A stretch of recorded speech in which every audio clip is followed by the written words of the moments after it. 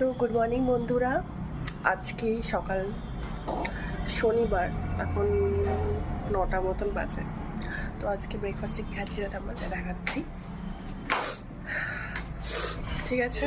সঙ্গে থাকো, আর আমার অ্যাভয়েড করো আমার এই চুলটা, আমার হেলথটা একটু ভালো নেই। তো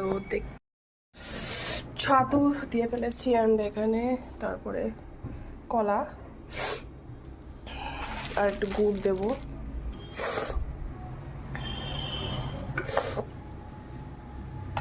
দুধ ছাতু।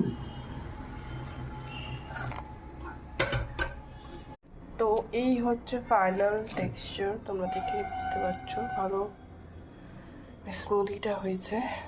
তো